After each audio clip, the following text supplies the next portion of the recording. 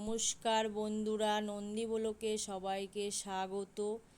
আশা করি আপনারা সবাই ভালো আছেন। বন্ধুরা, আমি এখন ভালো আছি। আমার খুব শরীর খারাপ হয়েছিল, অসুস্থর কারণে আমি রান্নার ভিডিও ছাড়তে পারিনি। এতদিন আপনারা আমার ভিডিও দেখতে পারেননি। আমি একদমই কথা বলতে পারতাম না অসুস্থর কারণে।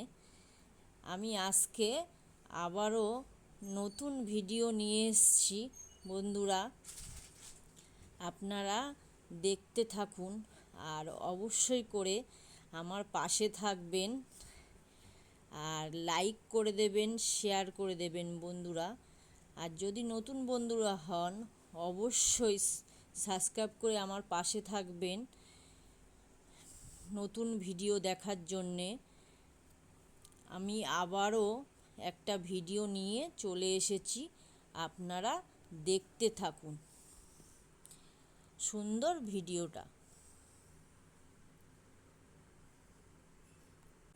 চলুন, আর কথা বলবো না, কথা না বাড়িয়ে চলুন আমি রেসিপিটার নাম বলে দিচ্ছি। চিংড়ি মাছ ভাজবো তেল ছাড়া, আপনাদের দেখিয়ে দেবো। আমার ভিডিওটা দেখতে থাকুন। আমি চিংড়ি মাছ নিয়ে নিয়েছি। চিংড়ি মাছগুলোকে আমি কেটে ছাড়িয়ে নেব। দেখতেই পাচ্ছেন চিংড়ি মাছ কিভাবে তেল ছাড়া ভাজতে হয় আপনাদের দেখিয়ে দেব। আমি চিংড়ি মাছগুলোকে কেটে ধুয়ে নিয়েছি। এরকম করে পরিষ্কার করে নিতে হবে। আমি কড়াই বসিয়ে দিয়েছি, কড়াই গরম হয়ে গেছে। 1 কাপ পরিমাণ মতন জল দিয়ে দেব। নুন দিয়ে দেবো 1 চামচি মতন, পরিমাণ মতন দিতে হবে। হলুদ দিয়ে দেবো 1 চামচি মতন। আমি 500 চিংড়ি মাছ ভাজবো। আমি একটু নেড়ে চেড়ে দেবো। নুন হলুদে মিশে গেছে, একটু ফুটে উঠেছে। এবার কেটে রাখা চিংড়ি মাছগুলো আমি দিয়ে দেবো। আমি দিয়ে দিয়েছি। এবার একটু ভালো করে নুন হলুদ জলে আমি ভালো করে নেড়ে চেড়ে নেব।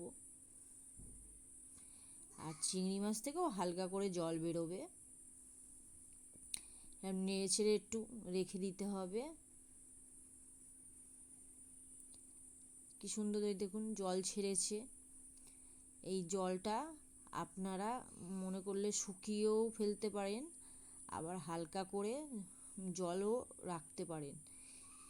রাখলে আবার মনে করছেন আমি একটু চিংড়ি মাছটা আবার জাল দিয়ে রাখবো, আবার ওই জলটাই জাল দিয়ে রাখতে পারেন।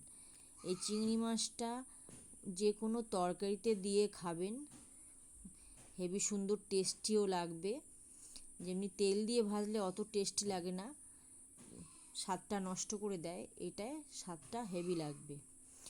এইভাবে চিংড়ি মাছ ভেজে আপনারা খাবেন তরকারির সঙ্গে, হেভি ভালো লাগবে।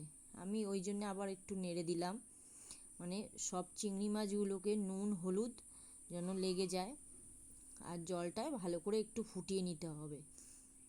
আমার হয়ে গেছে, দেখুন আমি নামিয়ে নিয়েছি। এইভাবে চিংড়ি মাছ ভাজা করবেন, খেতে হেভি টেস্টিও লাগবে আর সুন্দরও লাগবে। আর চিংড়ি মাছটা নরমও থাকবে, শক্ত হবে না। ভাজলে যেমনি একটু শক্ত হয়ে যায়, এটা শক্তও হবে না। দেখুন পুরো ভাজার মতন হয়েছে, তেলে ভাজার মতন। এইভাবে চিংড়ি মাছ ভেজে খাবেন। কেমন হয়েছে অবশ্যই কমেন্ট করে জানাবেন। ভালো লাগলে লাইক করে দেবেন, শেয়ার করে দেবেন আর সাবস্ক্রাইব করবেন।